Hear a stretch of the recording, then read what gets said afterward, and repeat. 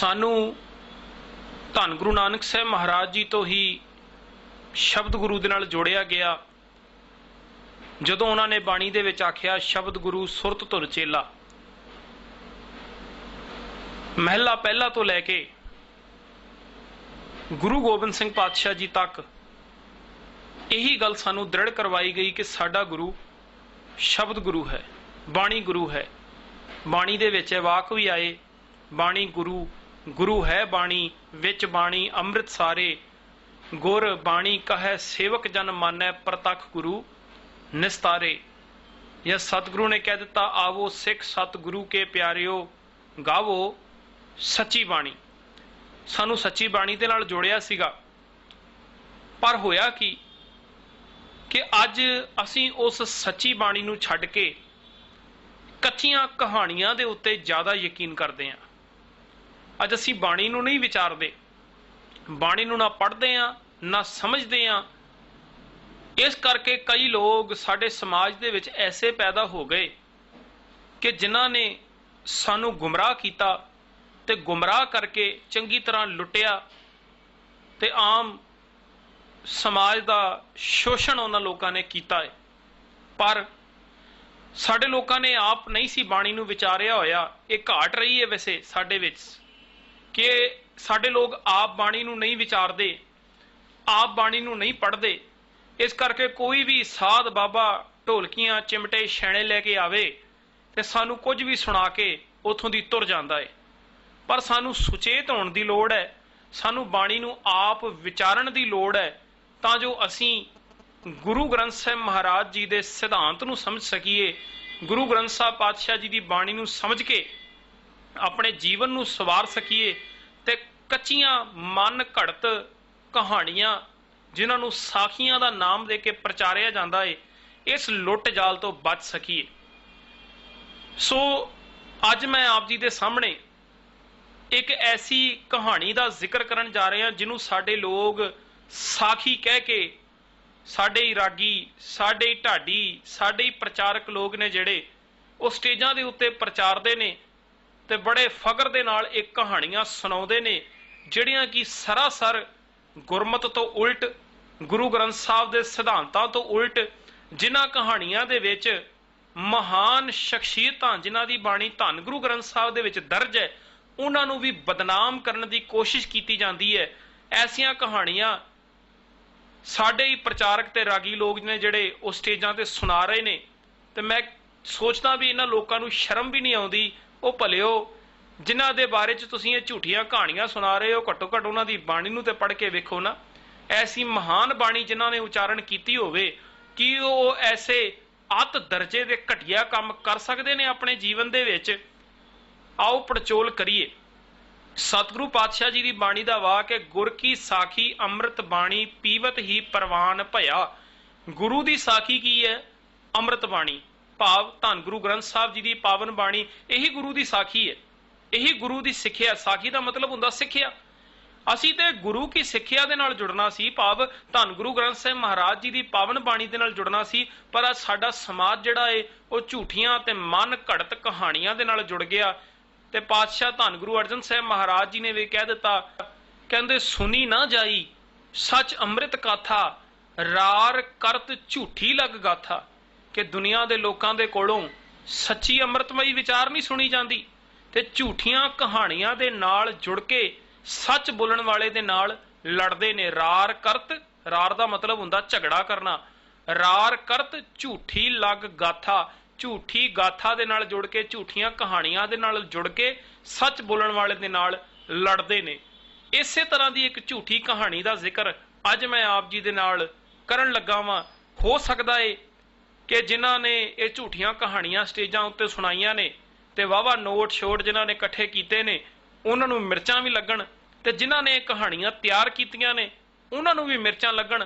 पर सच जिहड़ा है वो मैं आप जी दे सामने धन गुरु ग्रंथ साहिब महाराज जी की अपार बख्शिश दे सदका रखना चाहांगा ताकि असीं सुचेत हो सकीए। तुहाडे सामने मैं एक बुक दिखाण लगा वां।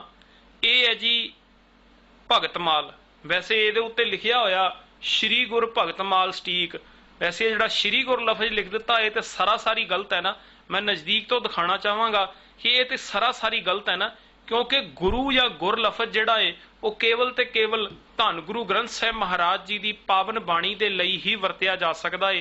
होर किसी भी पुस्तक दे नाल, होर किसी भी ग्रंथ दे नाल ये गुरु लफज जिहड़ा है वो नहीं वरतिया जा सकता। पर यह साडी त्रासदी रही है कि असीं जिथे भी साडा जी कीता असीं गुरु लफज जिहड़ा है वो चुक के उत्थे ला दिता है। बाणी का वाक है इक्का बाणी एक गुर इक्को शब्द विचार। गुरु साडा इक्को है, साडे बहुते गुरु नहीं हैगे। पर इस तरह की किताबां दे अगे भी ये गुर लफज जिहड़ा है वो लाया होया। इसे ही किताब दे विच, इसे ही भगतमाल किताब दे विच पन्ना नंबर 393 दे उत्ते 393 दे उत्ते एक कहानी दर्ज की हुई है। 55 नंबर वो कहानी है। ये तो वैसे उन्होंने साखी कहते हैं, पर साखी नहीं है, एक झूठी कहानी है जिहदे विच दो सत्कारयोग शख्सियतां भाई सत्ता जी ते भाई बलवंड जी, जिन्हां दी बाणी धन गुरु ग्रंथ साहिब महाराज जी दे विच दर्ज है, रामकली की वार, उन्हां दा इस कहानी दे विच इन्हां ने अपमान कीता है। बड़े घटिया दर्जे की शब्दावली जिहड़ी है वो इन्हां लोकां ने इत्थे बोली है, इस कहानी दे विच लिखी, इस किताब दे विच लिखी हुई है। मैं आप जी दे नाल वो साझी करनी है। तुसीं वेखियो कि की कुछ इहदे विच गंद जो है इन्हां लोकां ने इत्थे खिलारिया है, किवें इन्हां ने भाई सत्ता ते भाई बलवंड जी दे वास्ते घटिया शब्दावली जिहड़ी है वो वरती है। इत्थों तक कि गुरु अर्जन पातशाह जी की भी निंदा इन्हां लोकां ने इस कहानी दे विच कीती है, ते कोई भी इन्हां नूं रोकण वास्ते तैयार नहीं। जिहड़े रागी प्रचारक सुणाउंदे ने, जिथे ये किताबां छप रहीआं ने, चतर सिंह जीवन सिंह वाले किताब छाप रहे ने, कोई भी साडा आगू जिहड़ा है रोकण वास्ते तैयार नहीं है। मैनूं समझ नहीं आउंदी, जे कोई सच बोले उहनूं ये छेकण वास्ते ते फटाफट तैयार हो जांदे ने, पर जदों किसी झूठी साखी की गल आवे, कोई मनमत परोसदा होवे, कोई साध बाबा ढोलकियां चिमटे ते छेणे खड़का के लोकां नूं मूर्ख बनाउंदा होवे, बुद्धू बनाउंदा होवे, उदों इन्हां दे फतवे पता नहीं कित्थे चल जांदे, मैनूं समझ नहीं आउंदी। आओ जरा साझी करिए, पोस्टमार्टम करिए जरा इस कहानी का जो इहदे विच इन्हां ने गंद खिलारिया है। 55 नंबर ये कहानी है, ते उत्ते जिहड़ा टाइटल दिता है वो है बलवंड ते सत्ता। हुण बड़ी कमाल की गल है कि दो गुरसिख जिन्हां दी बाणी धन गुरु ग्रंथ साहिब दे विच दर्ज होवे, घट्टो घट्ट इन्ना किते चाहीदा सी ना कि बड़े सत्कार दे नाल भाई सत्ता ते भाई बलवंड जी लिखिया जांदा, पर इन्हां ने जिहड़ा टाइटल उत्ते दिता है ਉਹਦੇ ਵਿੱਚ कोई रिस्पैक्ट जिहड़ी है नज़र नहीं आ रही, कला लिखिया बलवंड ते सत्ता। इत्थों पता लगता है भी ये किताब लिखण वाले किन्ने क सूझवान ने, किन्ना कि इन्हां नूं सत्कार करना आउंदा है उन्हां महापुरखां दा, जिद्दां इन्हां ने टाइटल इत्थे लिखिया है। तुसीं आप ही अंदाजा ला लिओ, अगे भी इन्हां ने कोई सत्कारयोग लफज किते नहीं वरते, बस इसे तरह उन्हां दी बेदबी करन दे उत्ते, उन्हां दा मजाक बनाउण दे उत्ते, उन्हां नूं गलत सिद्ध करन दे उत्ते सारा जोर ला दिता। मैं विचों मेन नुकते आप जी नाल साझे करी जावांगा, गौर करियो। बलवंड ते सत्ता दोवें सके भरा सन। हुण इत्थे भी कोई रिस्पैक्ट नहीं है, उस तरह नाम इन्हां ने लिखिया होया बगैर रिस्पैक्ट दे। जात दे मरासी, हुण उन्हां दी जात दा जिक्र करन दी की लोड़ सी? जे ये कह रहे ने कि वह गुरु घर दे कीर्तनीय ने, तो फिर तो जात पात दे उत्ते यकीन रखदे ही नहीं होणगे। पर इन्हां ने लिखिया जी इत्थे जात दे मरासी ते गुरु अर्जन देव जी दे वेले उन्हां दी हजूरी विच कीर्तन करिया करदे सन। गुरु अर्जन पातशाह दे वेले उन्हां दी हजूरी विच कीर्तन करदे सी। रागां दे जाणू होण करके चंगे रबाबी बन गए सन। उन्हां दी कीर्ति चंगी सी ते गुरु घर विच चंगा मान प्राप्त सी।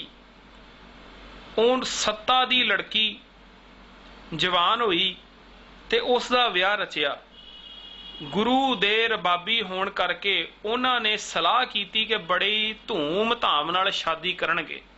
इत्थे हुण गौर करियो, कहंदे जी गुरु घर दे रबाबी होण करके उन्हां ने सलाह कीती कि बड़ी धूम धाम दे नाल अपनी बेटी दी ओह शादी करनगे। हुण धूम धाम दा की मतलब हुंदा? धूम धाम ते अज दे टाइम दे उत्ते इहनूं कहंदे भी डीजे ला लए, जां फिर कंजरियां नचा लईआं, जां फिर शराबां दे दौर चल गए, ਡੀਜੇ ਨਾਲ ਚੜ ਕੇ ਬੰਦ ਟਪੂਸੀਆਂ ਮਾਰ ਲਈਆਂ, ਜਾਂ ਫਿਰ ਬਰਗਰ, ਪੀਜ਼ੇ, ਚੌਮਿਨ, ਗੋਲ ਗੱਪੇ, ਟਿੱਕੀਆਂ ਦੇ ਸਟਾਲ, ਵਨ ਸਵੰਨੇ ਖਾਣੇ, 36 ਪ੍ਰਕਾਰ ਦੇ ਭੋਜਨ, ਕਿਤੇ ਸ਼ਾਹੀ ਪਨੀਰ ਬਣ ਗਿਆ, ਕਿਤੇ ਮੁਰਗਾ ਬਣ ਗਿਆ, ਕਿਤੇ ਹੋਰ ਊਟ ਪਟਾਂਗ ਚੀਜ਼ਾਂ ਜੋ ਵੀ ਆਮ ਵਿਆਹਾਂ ਸ਼ਾਦੀਆਂ ਦੇ ਉੱਤੇ ਮਿਲਦੀਆਂ ਨੇ। ਵੀ ਇਸੇ ਨੂੰ ਕਹਿੰਦੇ ਨਾ ਵੀ ਵਾਧੂ ਖਰਚਾ ਕਰਨਾ, ਇਸੇ ਨੂੰ ਅੱਜ ਕੱਲ੍ਹ ਧੂਮ-ਧਾਮ ਆਖਿਆ ਜਾਂਦਾ। ਕੀ ਗੁਰੂ ਦੇ ਦਰਬਾਰ ਦੇ ਵਿੱਚ ਕੀਰਤਨ ਕਰਨ ਵਾਲੇ ਉਹ ਕੀਰਤਨੀਏ, ਉਹ ਮਹਾਨ ਗੁਰਸਿੱਖ ਭਾਈ ਸੱਤਾ ਤੇ ਭਾਈ ਬਲਵੰਡ ਜੀ, ਕੀ ਉਹ ਇਸ ਤਰ੍ਹਾਂ ਦਾ ਉਹਨਾਂ ਨੇ ਚਾਹਿਆ ਹੋਏਗਾ ਕਿ ਅਸੀਂ ਆਪਣੀ ਬੇਟੀ ਦਾ ਆਨੰਦ ਕਾਰਜ ਕਰੀਏ ਤੇ ਉੱਥੇ ਇਹ ਸਭ ਪੁੱਠੀਆਂ ਹਰਕਤਾਂ ਕੀਤੀਆਂ ਜਾਣ? ਧੂਮ-ਧਾਮ ਦਾ ਮਤਲਬ ਤੇ ਇਹੀ ਹੈ ਵੀ ਵਾਧੂ ਖਰਚਾ ਕਰਨਾ, ਵੀ ਜਿਹੜਾ ਖਰਚਾ ਕਰਨ ਦੀ ਲੋੜ ਵੀ ਨਹੀਂ ਹੈ ਉਹ ਵੀ ਖਰਚਾ ਕਰ ਦੇਣਾ। ਇਹੀ ਹੈ ਨਾ, 36 ਪ੍ਰਕਾਰ ਦੇ ਭੋਜਨ, ਐਵੇਂ ਪੈਸਾ ਬਰਬਾਦ, ਜਿਵੇਂ ਅੱਜ ਦੇ ਲੋਕ ਕਰਦੇ ਨੇ, ਕਰੋੜਾਂ ਦਾ ਸ਼ਮਿਆਨਾ ਲਾ ਕੇ ਉੱਥੇ ਕਿਸੇ ਨੂੰ ਦਹੇਜ ਦੇਣਾ, ਗੱਡੀਆਂ, ਇਹ ਉਹ ਬਹੁਤ ਕੁਝ ਅੱਜ ਦੇ ਟਾਈਮ ਚੱਲਦਾ। ਹੁਣ ਉਹ ਤਾਂ ਇਦਾਂ ਦਾ ਕੰਮ ਮੈਨੂੰ ਨਹੀਂ ਲੱਗਦਾ ਉਹਨਾਂ ਨੇ ਕੀਤਾ ਹੋਣਾ, ਪਰ ਇਹਦੇ ਵਿੱਚ ਲਿਖਿਆ ਜੀ ਬੜੀ ਧੂਮ-ਧਾਮ ਦੇ ਨਾਲ ਉਹ ਸ਼ਾਦੀ ਕਰਨਾ ਚਾਹੁੰਦੇ ਸਨ ਆਪਣੀ ਧੀ ਦੀ, ਪਰ ਉਹਨਾਂ ਦੇ ਕੋਲ ਮਾਇਆ ਇਤਨੀ ਨਹੀਂ ਸੀ ਜੋ ਚੰਗਾ ਦਾਜ ਦੇ ਸਕਣ। ਲਓ ਜੀ, ਕਹਿੰਦੇ ਜੀ ਉਹਨਾਂ ਕੋਲ ਮਾਇਆ ਇੰਨੀ ਨਹੀਂ ਸੀ ਜੋ ਚੰਗਾ ਦਾਜ ਦੇ ਸਕਣ। ਇਹਦਾ ਮਤਲਬ ਵੀ ਭਾਈ ਸੱਤਾ ਤੇ ਭਾਈ ਬਲਵੰਡ ਜੀ ਦੇ ਬਾਰੇ ਦੇ ਵਿੱਚ ਇਹ ਕਹਾਣੀ ਲਿਖਣ ਵਾਲਾ ਇਹ ਸਿੱਧ ਕਰਨਾ ਚਾਹੁੰਦਾ ਏ ਕਿ ਬੇਸ਼ੱਕ ਉਹ ਗੁਰੂ ਘਰ ਦੇ ਕੀਰਤਨੀਏ ਸਨ, ਗੁਰੂ ਦਰਬਾਰ ਵਿੱਚ ਕੀਰਤਨ ਕਰਿਆ ਕਰਦੇ ਸਨ, ਪਰ ਉਹ ਦਾਜ ਦੇਣਾ ਚਾਹੁੰਦੇ ਸੀ। ਕੀ ਉਹਨਾਂ ਨੇ ਕੀਰਤਨ ਕਰਦਿਆਂ ਹੋਇਆਂ ਇਹ ਕਹਾਣੀ ਕਦੀ ਨਹੀਂ, ਇਹ ਗੁਰੂ ਕਾ ਵਾਕ ਕਦੀ ਨਹੀਂ ਉਹਨਾਂ ਨੇ ਪੜ੍ਹਿਆ ਹੋਵੇਗਾ ਕੀਰਤਨ ਦੇ ਵਿੱਚ, ਜਾਂ ਇਹਦਾ ਪਾਠ ਨਹੀਂ ਕੀਤਾ ਹੋਵੇਗਾ ਜਿਹਦੇ ਵਿੱਚ ਗੁਰੂ ਪਾਤਸ਼ਾਹ ਨੇ ਆਖਿਆ, ਹਰ ਪ੍ਰਭ ਮੇਰੇ ਬਾਬੁਲਾ, ਹਰ ਦੇਵੋ ਦਾਨ ਮੈਂ ਦਾਜੋ, ਹਰ ਕਪੜੋ ਹਰ ਸ਼ੋਭਾ ਦੇਵੋ, ਜਿਤ ਸਵਰੈ ਮੇਰਾ ਕਾਜੋ। ਗੁਰੂ ਪਾਤਸ਼ਾਹ ਦੇ ਕਹਿ ਰਹੇ ਨੇ, ਕਹਿੰਦੇ ਜੇ ਦਾਜ ਦੇਣਾ ਏ, ਇੱਕ ਬਾਪ ਨੂੰ ਸਮਝਾ ਰਹੇ ਵੀ ਜੇ ਦਾਜ ਦੇਣਾ ਤੂੰ ਆਪਣੀ ਧੀ ਨੂੰ, ਤੇ ਤੂੰ ਚੰਗੇ ਗੁਣਾਂ ਦਾ ਦਾਜ ਦੇ। ਆਪ ਚੰਗੇ ਗੁਣਾਂ ਦਾ ਦਾਜ ਦੇ ਕੇ ਆਪਣੀ ਧੀ ਨੂੰ ਤੋਰ, ਤਾਂ ਕਿ ਉਹਦਾ ਜੀਵਨ ਜਿਹੜਾ ਹੈ ਅੱਗੇ ਸਵਰ ਜਾਵੇ, ਉਹਦੇ ਜੀਵਨ ਵਿੱਚ ਸਤ, ਸੰਤੋਖ, ਦਇਆ, ਧਰਮ, ਧੀਰਜ, ਇਹ ਚੰਗੇ ਗੁਣ ਹੋਣ। ਗੁਰੂ ਸਾਹਿਬ ਦੇ ਚੰਗੇ ਗੁਣਾਂ ਦੀ ਗੱਲ ਕਰਦੇ ਪਏ, ਚੰਗੇ ਗੁਣਾਂ ਦਾ ਦਾਜ ਦੇਣ ਦੀ ਗੱਲ ਕਰਦੇ ਪਏ। ਇੱਥੇ ਗੁਰੂ ਸਾਹਿਬ ਨੇ ਬਾਣੀ ਵਿੱਚ ਇਹ ਗੱਲ ਤਾਂ ਕਿਤੇ ਵੀ ਨਹੀਂ ਕੀਤੀ ਕਿ ਬੈੱਡ ਦੇਣਾ ਹੈ, ਫਰਿੱਜ ਦੇਣੀ ਹੈ, LED ਦੇਣਾ ਹੈ, ਇਹ ਤਾਂ ਕਿਤੇ ਵੀ ਨਹੀਂ ਨਾ ਆਈ। ਗੱਡੀ ਦੇਣੀ ਹੈ, ਜਾਂ ਫਿਰ ਕੋਈ ਮੋਟਰਸਾਈਕਲ ਦੇਣਾ ਹੈ, ਜਾਂ AC ਦੇਣਾ ਹੈ, ਇਹ ਗੱਲ ਤਾਂ ਕਿਤੇ ਵੀ ਨਹੀਂ ਆਈ। ਪਰ ਇੱਥੇ ਜੀ ਇਹਨਾਂ ਨੇ ਲਿਖ ਦਿੱਤਾ ਕਿ ਭਾਈ ਸੱਤਾ ਤੇ ਭਾਈ ਬਲਵੰਡ ਜੀ ਇਹ ਗੱਲ ਚਾਹੁੰਦੇ ਸਨ ਕਿ ਚੰਗਾ ਦਾਜ ਦੇ ਸਕਣ। ਇਹਦਾ ਮਤਲਬ ਵੀ ਇਹਨਾਂ ਨੇ ਇਹ ਸਿੱਧ ਕਰਨ ਦੀ ਇੱਥੇ ਕੋਸ਼ਿਸ਼ ਕੀਤੀ ਹੈ ਕਿ ਭਾਈ ਸੱਤਾ ਤੇ ਭਾਈ ਬਲਵੰਡ ਕੀਰਤਨ ਤੇ ਕਰਦੇ ਸਨ, ਪਰ ਉਹਨਾਂ ਨੂੰ ਪਤਾ ਕੱਖ ਨਹੀਂ ਸੀ ਹੈਗਾ। ਜਦ ਕਿ ਉਹ ਇੰਨੇ ਮਹਾਨ ਗੁਰਸਿੱਖ ਜਿਨ੍ਹਾਂ ਨੇ ਇੰਨੀ ਮਹਾਨ ਬਾਣੀ ਰਾਮਕਲੀ ਕੀ ਵਾਰ ਲਿਖੀ, ਜਿਹਦੇ ਵਿੱਚ ਲਫ਼ਜ਼ ਹੀ ਤੁਸੀਂ ਵੇਖੋ ਕਿੰਨੇ ਕਮਾਲ ਦੇ ਨੇ। ਨਾਉ ਕਰਤਾ ਕਾਦਰ ਕਰੇ, ਕਿਉਂ ਬੋਲ ਹੋਵੇ ਜੋ ਖੀਮਦੈ, ਦੇ ਗੁਨਾ ਸਤ ਭੈਣ ਭਰਾਵ ਹੈ, ਪਾਰੰਗਤ ਦਾਨ ਪੜੀਵਦੈ, ਨਾਨਕ ਰਾਜ ਚਲਾਇਆ ਸਚ ਕੋਟ ਸਤਾਣੀ ਨੀਵਦੈ। ਐਡੀ ਮਹਾਨ ਬਾਣੀ ਲਿਖਣ ਵਾਲੇ, ਜਿਨ੍ਹਾਂ ਨੇ ਇਹ ਮਹਾਨ ਬਾਣੀ ਜਿਨ੍ਹਾਂ ਦੀ ਸੁਰਤ ਦੇ ਅੰਦਰ ਪੈਦਾ ਹੋਈ, ਜਿਹੜੀ ਉਹਨਾਂ ਨੇ ਕਾਗਜ਼ ਦੇ ਉੱਤੇ ਲਿਖੀ ਹੈ, ਉਹ ਕਿਵੇਂ ਆਈ ਸੀ? ਉਹ ਅਕਾਲ ਪੁਰਖ ਦੇ ਨਾਲ ਜੁੜੇ ਹੋਏ ਸਨ, ਤਾਂ ਉਹਨਾਂ ਦੇ ਅੰਦਰ ਇਹ ਮਹਾਨ ਬਾਣੀ ਦਾ ਵਾਸਾ ਹੋਇਆ ਤੇ ਉਹਨਾਂ ਨੇ ਇਸ ਮਹਾਨ ਬਾਣੀ ਨੂੰ ਸਾਰੀ ਦੁਨੀਆ ਦੇ ਨਾਲ ਸ਼ੇਅਰ ਕੀਤਾ, ਸਾਰੀ ਦੁਨੀਆ ਦੇ ਨਾਲ ਸਾਂਝਾ ਕੀਤਾ। ਤੇ ਜੇ ਉਹ ਮਨਮੁਖ ਹੁੰਦੇ, ਕਿਤੇ ਗੁਰੂ ਤੋਂ ਬੇਮੁਖ ਹੁੰਦੇ, ਤੇ ਐਸੀ ਵਿਚਾਰ ਉਹਨਾਂ ਦੇ ਅੰਦਰ ਕਦੀ ਪੈਦਾ ਨਹੀਂ ਸੀ ਹੋ ਸਕਦੀ। ਉਹ ਗੁਰੂ ਦੇ ਨਾਲ ਜੁੜੇ ਹੋਏ ਸਨ, ਤਾਂ ਹੀ ਉਹਨਾਂ ਦੇ ਅੰਦਰ ਇਹ ਵਿਚਾਰ ਪੈਦਾ ਹੋਈ। ਪਰ ਇਸ ਤਰ੍ਹਾਂ ਦੀਆਂ ਝੂਠੀਆਂ ਕਹਾਣੀਆਂ ਬਣਾ ਕੇ ਪੇਸ਼ ਕੀਤੀਆਂ ਜਾ ਰਹੀਆਂ ਨੇ। ਤੇ ਇੱਥੇ ਮੈਂ ਇੱਕ ਬੇਨਤੀ ਕਰਨੀ ਚਾਹਾਂਗਾ ਕਿ ਇਹ ਝੂਠੀਆਂ ਕਹਾਣੀਆਂ ਕਿਉਂ ਬਣਾਈਆਂ ਗਈਆਂ, ਕਾਰਨ ਕੀ ਸੀਗਾ ਇਹਦੇ ਪਿੱਛੇ?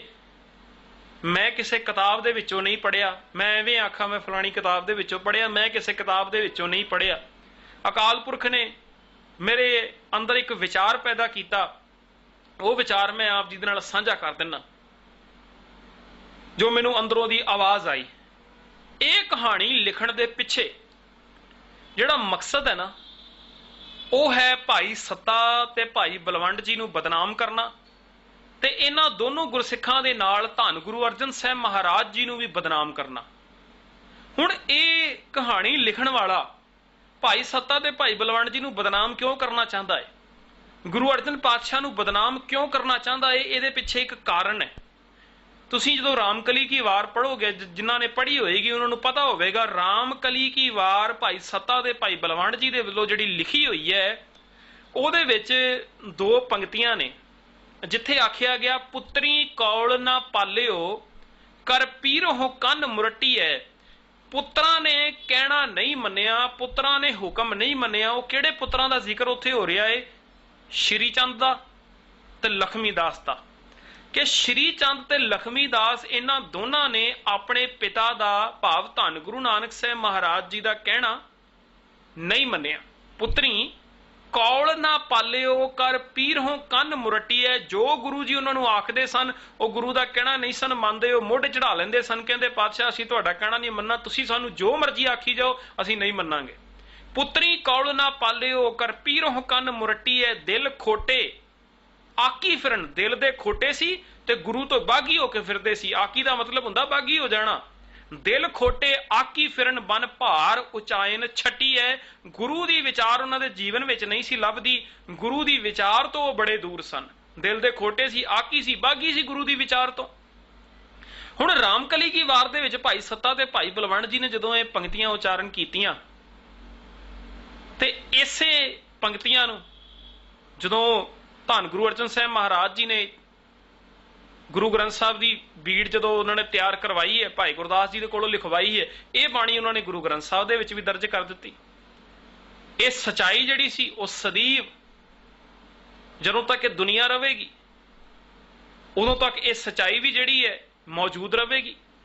ਜਿਹੜੀ ਸਚਾਈ ਰਾਮਕਲੀ ਕੀ ਵਾਰ ਦੇ ਵਿੱਚ ਭਾਈ ਸੱਤਾ ਤੇ ਭਾਈ ਬਲਵੰਡ ਜੀ ਨੇ ਲਿਖ ਦਿੱਤੀ, ਗੁਰੂ ਅਰਜਨ ਸਾਹਿਬ ਨੇ ਦਰਜ ਵੀ ਕਰ ਦਿੱਤੀ ਗੁਰੂ ਗ੍ਰੰਥ ਸਾਹਿਬ ਦੇ ਵਿੱਚ। ਹੁਣ ਮਿਰਚਾਂ ਕਿਹਨਾਂ ਨੂੰ ਲੱਗੀਆਂ ਇਸ ਗੱਲ ਤੇ? ਜਿਹੜੇ ਸ਼੍ਰੀ ਚੰਦੀਏ ਸਨ, ਸ਼੍ਰੀ ਚੰਦ ਦੀ ਗੱਦੀ ਚਲਾਉਣ ਵਾਲੇ ਸਨ, ਉਹਨਾਂ ਨੂੰ ਇਸ ਗੱਲ ਦੀ ਮਿਰਚਾਂ ਲੱਗੀਆਂ ਕਿ ਸਾਡੇ ਸ਼੍ਰੀ ਚੰਦ ਦੇ ਬਾਰੇ 'ਚ ਇਹ ਗੱਲ ਲਿਖ ਦਿੱਤੀ, ਸ਼੍ਰੀ ਚੰਦ ਦਾ ਸੱਚ ਬਿਆਨ ਕਰ ਦਿੱਤਾ ਤੇ ਸਾਡੀ ਗੱਦੀ ਨੂੰ ਕੋਈ ਖਤਰਾ ਨਾ ਪੈ ਜਾਵੇ, ਸਾਡੀ ਗੱਦੀ ਦੇ ਬਾਰੇ ਵਿੱਚ ਤਾਂ ਲੋਕ ਗੱਲਾਂ ਕਰਨਗੇ। ਹੁਣ ਸ਼੍ਰੀ ਚੰਦ ਨੇ ਤਾਂ ਸਾਰੀ ਜ਼ਿੰਦਗੀ ਗੁਰੂ ਦਾ ਕਹਿਣਾ ਨਹੀਂ ਮੰਨਿਆ, ਉਹ ਤੇ ਗੁਰੂ ਤੋਂ ਬਾਗੀ ਹੋ ਕੇ ਫਿਰਦਾ ਰਿਹਾ। ਇਹ ਗੱਲ ਬਿਆਨ ਕਰ ਦਿੱਤੀ ਭਾਈ ਸੱਤਾ ਦੇ ਭਾਈ ਬਲਵੰਡ ਜੀ ਨੇ ਤੇ ਗੁਰੂ ਅਰਜਨ ਪਾਤਸ਼ਾਹ ਨੇ ਦਰਜ ਕਰ ਦਿੱਤੀ। ਉਹਨਾਂ ਸ਼੍ਰੀ ਚੰਦੀਆਂ ਨੇ ਇਹ ਗੱਲ ਸੋਚੀ ਕਿ ਹੁਣ ਐਸਾ ਇੱਕ ਕੰਮ ਕੀਤਾ ਜਾਏਗਾ, ਐਸੀ ਇੱਕ ਝੂਠੀ ਕਹਾਣੀ ਘੜਾਂਗੇ ਕਿ ਭਾਈ ਸੱਤਾ ਦੇ ਭਾਈ ਬਲਵੰਡ ਜੀ ਨੂੰ ਤੇ ਧੰਨ ਗੁਰੂ ਅਰਜਨ ਸਾਹਿਬ ਮਹਾਰਾਜ ਜੀ ਦੋਨਾਂ ਨੂੰ ਅਸੀਂ ਬਦਨਾਮ ਕਰਾਂਗੇ। ਤੇ ਉਹਨਾਂ ਨੇ ਕੀਤਾ ਬਦਨਾਮ। ਆ ਜਿਹੜੀ ਕਹਾਣੀ ਮੈਂ ਤੁਹਾਡੇ ਨਾਲ ਸਾਂਝੀ ਕਰ ਰਿਹਾ ਇਹ ਸ਼੍ਰੀ ਚੰਦੀਆਂ ਦੇ ਵੱਲੋਂ ਘੜੀ ਗਈ ਭਾਈ ਸੱਤਾ ਤੇ ਭਾਈ ਬਲਵੰਡ ਜੀ ਨੂੰ ਬਦਨਾਮ ਕਰਨ ਵਾਸਤੇ।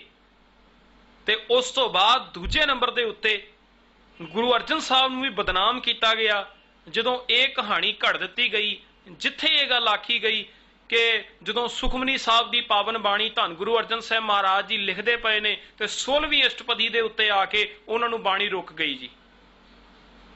ਬਾਣੀ ਰੁਕ ਗਈ। ਕਹਿੰਦੇ ਜੀ ਫਿਰ ਸ਼੍ਰੀ ਚੰਦ ਆਇਆ, ਸ਼੍ਰੀ ਚੰਦ ਨੇ ਆ ਕੇ ਸ਼ਲੋਕ ਉਚਾਰਨ ਕੀਤਾ, ਆਦ ਸੱਚ ਜੁਗਾਦ ਸੱਚ ਹੈ ਭੇ ਸੱਚ ਨਾਨਕ ਹੋਸੀ ਭੇ ਸੱਚ। ਵੀ ਇਹ ਸ਼ਲੋਕ ਜਦੋਂ ਸ਼੍ਰੀ ਚੰਦ ਨੇ ਆ ਕੇ ਉਚਾਰਨ ਕੀਤਾ ਉਸ ਤੋਂ ਬਾਅਦ ਗੁਰੂ ਅਰਜਨ ਸਾਹਿਬ ਨੂੰ ਬਾਣੀ ਜਿਹੜੀ ਸੀ ਉਹ ਦੁਬਾਰਾ ਉਤਰ ਆਈ। ਦੁਬਾਰਾ ਉਹਨਾਂ ਨੇ ਬਾਣੀ ਅੱਗੇ ਦੀ ਲਿਖਣੀ ਸ਼ੁਰੂ ਕੀਤੀ। ਵੀ ਸ਼੍ਰੀ ਚੰਦ ਨੇ ਆ ਕੇ ਇਹ ਦੱਸਿਆ ਤਾਂ ਗੁਰੂ ਅਰਜਨ ਸਾਹਿਬ ਨੂੰ ਬਾਣੀ ਜਿਹੜੀ ਉਹ ਵਾਪਸ ਚੇਤੇ ਆਈ, ਨਹੀਂ ਤੇ ਉਹ ਬਾਣੀ ਉਹਨਾਂ ਨੂੰ ਭੁੱਲ ਗਈ ਸੀ, ਬਾਣੀ ਰੁਕ ਗਈ ਸੀ ਉਹਨਾਂ ਦੇ ਕੋਲੋਂ ਉੱਥੇ। ਇਹ ਗੁਰੂ ਸਾਹਿਬ ਦੀ ਨਿੰਦਾ ਕੀਤੀ ਗਈ, ਇਹ ਝੂਠੀ ਕਹਾਣੀ ਬਣਾ ਕੇ ਸ਼੍ਰੀ ਚੰਦ ਨੂੰ ਉੱਚਾ ਕਰ ਦਿੱਤਾ ਗਿਆ ਤੇ ਗੁਰੂ ਅਰਜਨ ਪਾਤਸ਼ਾਹ ਨੂੰ ਨੀਵਾਂ ਕਰਕੇ ਵਿਖਾਇਆ ਗਿਆ ਕਿ ਸ਼੍ਰੀ ਚੰਦ ਨਾਲੋਂ ਧੰਨ ਗੁਰੂ ਅਰਜਨ ਸਾਹਿਬ ਮਹਾਰਾਜ ਜੀ ਉਹ ਨੀਵੇਂ ਨੇ, ਉਹਨਾਂ ਨੂੰ ਬਾਣੀ ਰੁਕ ਗਈ ਸੀ ਤੇ ਸ਼੍ਰੀ ਚੰਦ ਨੇ ਵੇਖੋ ਜੀ ਬਾਣੀ ਜਿਹੜੀ ਹੈ ਉਹ ਅੱਗੇ ਤੋਰੀ ਹੈ। ਤੇ ਜਦੋਂ ਅਸੀਂ ਧੰਨ ਗੁਰੂ ਗ੍ਰੰਥ ਸਾਹਿਬ ਦੀ ਬਾਣੀ ਪੜ੍ਹਦੇ ਹਾਂ ਤੇ ਪਾਤਸ਼ਾਹ ਬਾਣੀ ਅੰਦਰ ਕਹਿੰਦੇ ਨੇ, ਭੁੱਲਣ ਅੰਦਰ ਸਭ ਕੋ ਅਭੁੱਲ ਗੁਰੂ ਕਰਤਾਰ। ਗੁਰੂ ਤੇ ਕਰਤਾਰ ਕਦੀ ਭੁੱਲਣ ਵਿੱਚ ਨਹੀਂ ਆਉਂਦੇ, ਬਾਕੀ ਸਾਰੀ ਦੁਨੀਆ ਭੁੱਲਣ ਵਿੱਚ ਹੈ। ਭੁੱਲਣ ਵਿੱਚ ਕੀਆ ਸਭ ਕੋਈ, ਕਰਤਾ ਆਪ ਨਾ ਭੁੱਲੇ। ਪਰ ਇੱਥੇ ਉਹਨਾਂ ਨੂੰ ਭੁਲੱਕੜ ਸਿੱਧ ਕੀਤਾ ਗਿਆ ਕਿਉਂਕਿ ਸ਼੍ਰੀ ਚੰਦ ਨੂੰ ਉੱਚਾ ਕਰਨਾ ਸੀ। ਗੁਰੂ ਅਰਜਨ ਸਾਹਿਬ ਦੀ ਵੀ ਨਿੰਦਾ ਕੀਤੀ ਗਈ, ਭਾਈ ਸੱਤਾ ਤੇ ਭਾਈ ਬਲਵੰਡ ਜੀ ਦੀ ਵੀ ਨਿੰਦਾ ਕੀਤੀ ਗਈ ਸ਼੍ਰੀ ਚੰਦੀਆਂ ਦੇ ਵੱਲੋਂ। ਤੇ ਇਸੇ ਕਹਾਣੀ ਦੇ ਵਿੱਚ ਜਿਹੜੀ ਮੈਂ ਆਪ ਜੀ ਨਾਲ ਸਾਂਝੀ ਕਰਦਾ ਪਿਆ, ਇਹਦੇ ਵਿੱਚ ਵੀ ਗੁਰੂ ਅਰਜਨ ਸਾਹਿਬ ਦੀ ਨਿੰਦਾ ਹੈ। ਗੁਰੂ ਅਰਜਨ ਸਾਹਿਬ ਨੂੰ ਸ਼ਰਾਪ ਦਿੰਦਿਆਂ ਹੋਇਆਂ ਦਿਖਾਇਆ ਵੀ ਗੁਰੂ ਅਰਜਨ ਸਾਹਿਬ ਸ਼ਰਾਪ ਦਿੰਦੇ ਨੇ ਭਾਈ ਸੱਤਾ ਤੇ ਭਾਈ ਬਲਵੰਡ ਜੀ ਨੂੰ। ਮੈਂ ਇੱਕ ਬੇਨਤੀ ਕਰਨੀ ਚਾਹਨਾ, ਜਿਨ੍ਹਾਂ ਨੇ ਬਾਣੀ ਪੜ੍ਹੀ ਹੋਏਗੀ ਉਹ ਜਾਣਦੇ ਨੇ ਸਤਿਗੁਰੂ ਕਦੀ ਕਿਸੇ ਨੂੰ ਸ਼ਰਾਪ ਨਹੀਂ ਦਿੰਦੇ। ਬਾਣੀ ਦਾ ਵਾਕ ਹੈ, ਜਿੱਥੇ ਇਹ ਬਚਨ ਆਏ ਸਤਿਗੁਰ ਵਿੱਚ ਅੰਮ੍ਰਿਤ ਹੈ, ਸਤਿਗੁਰੂ ਵਿੱਚ ਜ਼ਹਿਰ ਨਹੀਂ ਹੈ। सतगुर विच अमृत है हर उत्तम हर पद सोए। वाह वाह सतगुर निर्वैर है। गुरु ते निर्वैर है, ਉਹਦਾ ਤੇ ਵੈਰੀ ਕਿਸੇ ਦੇ ਨਾਲ नहीं है। वाह वाह सतगुर निर्वैर है जिस निंदा उस्तत तुल होए। बाणी दे विच वाक आए जिथे सतगुरु ने कह दिता, कहंदे सतगुर सबना दा भला मनाएंदा तिसदा बुरा कि होए। सतगुरु ते सारियां दा भला करन वाले ने। इत्थे ते बाणी दे विच वाक आया, जिस मिले है मन होए आनंद सो सतगुर कहिए। मन की दुविधा बिन सजाए हर परम पद लहीए। गुरु कदी शराप नहीं दिंदा, गुरु ते जीवन सवारन वाला हुंदा है। पर इन्हां ने झूठियां कहानियां घड़ के दोष लाए भाई सत्ता ते भाई बलवंड जी दे उत्ते ते धन गुरु अर्जन साहिब महाराज जी दे उत्ते।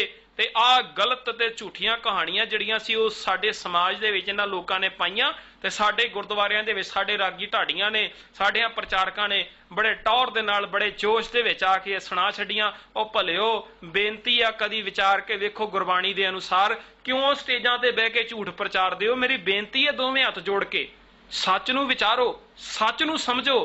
ਐਵੇਂ ਐਡੇ ਮਹਾਨ ਗੁਰਸਿੱਖਾਂ ਦੀ ਨਿੰਦਾ ਨਾ ਕਰੋ ਸਟੇਜਾਂ ਦੇ ਉੱਤੇ ਬਹਿ ਕੇ। ਸੱਚ ਬੋਲਣਾ ਸਿੱਖੋ ਮੇਰੇ ਭਰਾਵੋ। ਇਹ ਕੰਮ ਜੋ ਆਪਾਂ ਕਰਦੇ ਪਏ ਆ ਇਹ ਠੀਕ ਨਹੀਂ। ਆਓ ਹੁਣ ਅੱਗੇ ਸਾਂਝ ਪਾਈਏ ਕਿ ਇਹਦੇ ਵਿੱਚ ਕੀ ਇਹਨਾਂ ਨੇ ਕੂੜ ਪ੍ਰਚਾਰਿਆ ਹੈ। ਸੋ ਇੱਥੇ ਇਹਨਾਂ ਨੇ ਦਹੇਜ ਦੀ ਗੱਲ ਕੀਤੀ ਕਿ ਭਾਈ ਸੱਤਾ ਤੇ ਭਾਈ ਬਲਵੰਡ ਜੀ ਚਾਹੁੰਦੇ ਸਨ ਕਿ ਧੀ ਦਾ ਵਿਆਹ ਜਦੋਂ ਕਰਨਾ ਹੈ ਚੰਗਾ ਦਾਜ ਦੇ ਸਕਣ। ਗੁਰਮਤ ਦੇ ਵਿੱਚ ਦਾਜ ਨੂੰ ਕੋਈ ਮਾਨਤਾ ਨਹੀਂ। ਇੱਥੇ ਤੇ ਇਸ ਚੀਜ਼ ਦੀ ਮਨਾਹੀ ਕੀਤੀ ਗਈ ਹੈ। ਇੱਥੇ ਤੇ ਇਹ ਗੱਲ ਆਖਿਆ ਗਿਆ ਹੈ, ਇਹ ਗੱਲ ਆਖੀ ਗਈ ਜੇ ਆਨੰਦ ਕਾਰਜ ਹੋਵੇ ਤੇ ਉਹ ਵੀ ਸਾਦਾ ਆਨੰਦ ਕਾਰਜ ਹੋਣਾ ਚਾਹੀਦਾ ਹੈ। ਪਰ ਇੱਥੇ ਝੂਠੀ ਕਹਾਣੀ ਦੇ ਵਿੱਚ ਇਹ ਗੱਲ ਲਿਖੀ ਹੋਈ ਹੈ, ਜੋ ਚੰਗਾ ਦਾਜ ਦੇ ਸਕਣ ਤੇ ਆਏ ਪ੍ਰਾਹੁਣਿਆਂ ਨੂੰ ਚੰਗੀਆਂ ਰੋਟੀਆਂ ਦੇਣ। ਸੱਤਾ ਨੇ ਆਪਣੇ ਭਰਾ ਬਲਵੰਡ ਨਾਲ ਸਲਾਹ ਕਰਕੇ ਮਨ ਵਿੱਚ ਇਹ ਧਾਰਨਾ ਧਾਰੀ ਕਿ ਉਹ ਸਤਿਗੁਰੂ ਅੱਗੇ ਪ੍ਰਾਰਥਨਾ ਕਰਨ ਕਿ ਸਤਿਗੁਰੂ ਜੀ ਇੱਕ ਦਿਨ ਦਾ ਚੜਾਵਾ ਉਹਨਾਂ ਨੂੰ ਦੇ ਦੇਣ। ਉਹ ਚੜਾਵਾ ਕਿਉਂਕਿ ਬਹੁਤ ਹੋਵੇਗਾ, ਇੱਕ ਦਿਨ ਦਾ ਚੜਾਵਾ ਉਹਨਾਂ ਨੂੰ ਦੇ ਦਿੱਤਾ ਜਾਵੇ। ਇਹਦਾ ਮਤਲਬ ਵੀ ਸਤਿਗੁਰੂ ਪਾਤਸ਼ਾਹ ਜੀ ਸ਼ਾਇਦ ਉਹਨਾਂ ਨੂੰ ਅੱਗੇ ਕਦੀ ਮਾਇਆ ਦਿੰਦੇ ਨਹੀਂ ਹੋਣੇ। ਜਿਵੇਂ ਲਿਖਿਆ ਵੀ ਇੱਕ ਦਿਨ ਦਾ ਚੜਾਵਾ ਦੇ ਦੇਣ, ਸ਼ਾਇਦ ਸਤਿਗੁਰੂ ਕਹਿੰਦੇ ਹੋਣੇ ਆ ਵੀ ਤੁਸੀਂ ਕੀਰਤਨ ਕਰਦੇ ਹੋ ਭੁੱਖੇ ਹੀ ਮਰੋ। ਜਿਵੇਂ ਅੱਜ ਦੇ ਪ੍ਰਬੰਧਕ ਕਹਿ ਦਿੰਦੇ ਨਾ ਡਾਗੀਆਂ ਨੂੰ ਵੀ 5000 ਲੈ ਲਓ ਜੀ, ਇਹ 'ਚ ਹੀ ਕੀਰਤਨ ਕਰੀ ਜਾਓ। ਇਹਨਾਂ ਨੇ ਹੁਣ ਗੁਰੂ ਅਰਜਨ ਸਾਹਿਬ ਨੂੰ, ਗੁਰੂ ਅਰਜਨ ਪਾਤਸ਼ਾਹ ਨੂੰ ਵੀ ਕੁਝ ਉਸੇ ਤਰ੍ਹਾਂ ਦਾ ਦਿਖਾਤਾ ਕਿ ਅੱਗਿਓਂ ਦੀ ਭਾਈ ਸੱਤਾ ਤੇ ਭਾਈ ਬਲਵੰਡ ਜੀ ਕਹਿ ਰਹੇ ਨੇ ਵੀ ਇੱਕ ਦਿਨ ਦਾ ਚੜਾਵਾ ਸਾਨੂੰ ਦੇ ਦਿਓ। ਇੱਕ ਦਿਨ ਦਾ ਚੜਾਵਾ ਉਹਨਾਂ ਨੂੰ ਦੇ ਦੇਣ। ਉਹ ਚੜਾਵਾ ਕਿਉਂਕਿ ਬਹੁਤਾ ਹੋਵੇਗਾ ਤੇ ਉਹਨਾਂ ਦੇ ਸਾਰੇ ਕਾਰਜ ਨੇਪਰੇ ਚੜ ਜਾਣਗੇ। ਫਿਰ ਅੱਗੇ ਮੈਂ ਸ਼ਾਰਟ ਦੇ ਵਿੱਚ ਹੀ ਰੱਖਾਂ, ਜ਼ਿਆਦਾ ਡਿਟੇਲ ਦੇ ਵਿੱਚ ਨਹੀਂ ਮੈਂ ਜਾ ਰਿਹਾ। ਜਿਹੜੀਆਂ ਜਿਹੜੀਆਂ ਗਲਤੀਆਂ ਨੇ ਆਪਾਂ ਉਹਨਾਂ ਨੂੰ ਪਕੜਨਾ ਹੈ। ਕਹਿੰਦੇ ਜੀ ਦੋਵੇਂ ਭਰਾਵਾਂ ਨੇ ਜਾ ਕੇ ਸਤਿਗੁਰੂ ਪਾਤਸ਼ਾਹ ਜੀ ਦੇ ਕੋਲ ਬੇਨਤੀ ਕੀਤੀ ਤੇ ਪਾਤਸ਼ਾਹ ਨੇ ਮੁਸਕਰਾ ਕੇ ਦੋਨਾਂ ਨੂੰ ਆਖਿਆ ਕਿ ਤੁਸੀਂ ਚਿੰਤਾ ਨਾ ਕਰੋ ਕਿ ਤੁਹਾਡੀ ਧੀ ਦਾ ਜਿਹੜਾ ਆਨੰਦ ਕਾਰਜ ਹੈ ਉਹ ਹੋ ਜਾਵੇਗਾ, ਤੁਸੀਂ ਚਿੰਤਾ ਨਾ ਕਰੋ। ਪਰ ਇੱਥੇ ਇਹਨਾਂ ਨੇ ਲਿਖਿਆ ਹੈ ਜੀ, ਮੈਂ ਲਾਈਨ ਤੁਹਾਡੇ ਸਾਹਮਣੇ ਪੜ੍ਹ ਦਿੰਦਾ। ਪਰ ਸੱਤਾ ਤੇ ਭਾਈ ਬਲਵੰਡ, ਭਾਈ ਲਫ਼ਜ਼ ਇਹਨਾਂ ਨੇ ਵਰਤਿਆ ਨਹੀਂ, ਵੈਸੇ ਇਹਨਾਂ ਨੇ ਲਿਖਿਆ ਪਰ ਸੱਤਾ ਤੇ ਬਲਵੰਡ ਸਤਿਗੁਰੂ ਜੀ ਦੇ ਬਚਨ ਦਾ ਭਾਵ ਅਰਥ ਨਾ ਸਮਝ ਸਕੇ ਕਿਉਂਕਿ ਉਹਨਾਂ ਦੇ ਮਨ ਵਿੱਚ ਲਾਲਚ ਆ ਗਿਆ ਸੀ। ਲਓ ਜੀ, ਜਿਹੜੇ ਸਤਿਗੁਰੂ ਦੀ ਬਾਣੀ ਨਾਲ ਜੁੜੇ ਹੋਣ ਕਿ ਉਹਨਾਂ ਦੇ ਮਨ ਵਿੱਚ ਲਾਲਚ ਆ ਸਕਦਾ ਹੈ। ਪਰ ਇਹ ਲੋਕ ਇੱਥੇ ਕਹਾਣੀਆਂ ਲਿਖ ਰਹੇ ਨੇ ਜੀ ਉਹਨਾਂ ਦੇ ਮਨ ਦੇ ਵਿੱਚ ਲਾਲਚ ਆ ਗਿਆ, ਉਹਨਾਂ ਦੇ ਅੰਦਰ ਹਉਮੈ ਆ ਗਈ, ਉਹ ਜੀ ਗੁਰੂ ਤੋਂ ਬਾਗੀ ਹੋਣ ਲੱਗ ਪਏ। ਇਹ ਸਾਰੀਆਂ ਗੱਲਾਂ ਇਹਨਾਂ ਨੇ ਲਿਖੀਆਂ। ਕਹਿੰਦੇ ਜੀ ਗੁਰੂ ਅਰਜਨ ਸਾਹਿਬ ਨੇ ਕਹਿਤਾ ਚਲੋ ਕੱਲ ਵਾਲਾ ਚੜਾਵਾ ਜਿਹੜਾ ਹੈ ਤੁਸੀਂ ਲੈ ਲਿਓ। ਇਸ ਤੋਂ ਬਾਅਦ ਅੱਗੇ ਲਿਖਦੇ ਨੇ ਜੀ ਅਗਲੇ ਦਿਨ ਜਦੋਂ ਭਾਈ ਸੱਤਾ ਤੇ ਭਾਈ ਬਲਵੰਡ ਜੀ ਇੱਥੇ ਕੀਰਤਨ ਕਰਨ ਲੱਗੇ ਗੁਰੂ ਦੇ ਦਰਬਾਰ ਦੇ ਵਿੱਚ ਆ ਕੇ, ਤੇ ਉਹਨਾਂ ਦਾ ਧਿਆਨ ਇਹਨਾਂ ਦੀ ਕਹਾਣੀ ਦੇ ਮੁਤਾਬਕ ਇੱਥੇ ਲਿਖਿਆ ਹੈ ਕਿ ਉਹਨਾਂ ਦਾ ਧਿਆਨ ਕੇਵਲ ਤੇ ਕੇਵਲ ਮਾਇਆ ਦੇ ਵਿੱਚ ਸੀਗਾ। ਤੇ ਕਹਿੰਦੇ ਜੀ ਉਦਣ ਕੀਰਤਨ ਦੀ ਬੇਰਸੀ ਰਹੀ, ਕੋਈ ਰਸ ਨਹੀਂ ਬਣਿਆ ਕੀਰਤਨ ਦੇ ਵਿੱਚ, ਬੜੀਆਂ ਭੁੱਲਾਂ ਹੋਈਆਂ। ਤੇ ਇੱਥੇ ਇਹਨਾਂ ਨੇ ਲਿਖਿਆ ਹੈ ਕਿ ਉਹਨਾਂ ਦੇ ਕੀਰਤਨ ਦੀ ਬੇਰਸੀ ਅਤੇ ਸੰਗਤ ਦੇ ਘੱਟ ਆਉਣ ਕਰਕੇ ਕੁਦਰਤ ਵੱਲੋਂ ਐਸਾ ਸਬੱਬ ਬਣਿਆ ਕਿ 100 ਰੁਪਏ ਤੋਂ ਵੱਧ ਚੜਾਵਾ ਨਾ ਚੜਿਆ। ਹੁਣ ਗੌਰ ਕਰਿਓ ਗੁਰੂ ਪਿਆਰਿਓ, ਇੱਥੇ ਲਿਖਿਆ ਹੈ ਕਿ 100 ਰੁਪਏ ਤੋਂ ਵੱਧ ਚੜਾਵਾ ਨਹੀਂ ਚੜਿਆ। 100 ਰੁਪਏ ਤੋਂ ਵੱਧ ਚੜਾਵਾ, ਬੜੀ ਕਮਾਲ ਦੀ ਗੱਲ ਹੈ। ਜੇ 100 ਰੁਪਏ ਦੀ ਗੱਲ ਕਰੀਏ, ਗੁਰੂ ਅਰਜਨ ਪਾਤਸ਼ਾਹ ਦਾ ਵੇਲਾ ਹੈ ਅੱਜ ਤੋਂ 400 450 ਸਾਲ ਪਹਿਲਾਂ ਦੀ ਗੱਲ ਹੋਵੇਗੀ। 100 ਰੁਪਏ ਦੀ ਵੈਲਿਊ ਤਾਂ ਉਦੋਂ ਬੜੀ ਹੋਣੀ, ਪਰ ਉਦੋਂ ਮੈਨੂੰ ਲੱਗਦਾ ਨਹੀਂ ਉਦੋਂ ਰੁਪਏ ਚੱਲਦੇ ਸੀ ਸ਼ਾਇਦ। ਚਲੋ ਮੰਨ ਲਈਏ ਚੱਲਦੇ ਵੀ ਹੋਣੇ ਰੁਪਏ ਵਾਲੀ ਕਰੰਸੀ, ਚਲੋ ਮੰਨ ਲੈਂਦੇ ਇਹਨਾਂ ਦੀ ਕਹਾਣੀ ਦੇ ਮੁਤਾਬਕ ਚੱਲਦੇ ਹੋਣੇ। ਹੁਣ 100 ਰੁਪਏ ਚੜਾਵਾ, 100 ਰੁਪਏ ਤਾਂ ਵੈਸੇ ਅੱਜ ਵੀ ਬੜਾ ਹੈ, ਕਿਸੇ ਵਿਚਾਰੇ ਦਾ 100 ਰੁਪਇਆ ਗਵਾਚਾ ਹੋਵੇ ਨਾ, ਉਹ ਵਿਚਾਰਾ ਲੱਭਦਾ ਫਿਰਦਾ ਵੀ 100 ਰੁਪਇਆ ਲੱਭ ਜਾਵੇ। ਇੱਥੇ ਇਹਨਾਂ ਨੇ ਲਿਖਿਆ ਵੀ ਉਦੋਂ ਕੇਵਲ 100 ਰੁਪਇਆ ਹੀ ਚੜਾਵਾ ਹੋਇਆ। ਹੁਣ ਗੌਰ ਕਰਿਓ, ਉਦੋਂ ਦਾ 100 ਰੁਪਇਆ ਅੱਜ ਦੇ ਲੱਖਾਂ ਕਰੋੜਾਂ ਦੇ ਬਰਾਬਰ ਹੋਵੇਗਾ।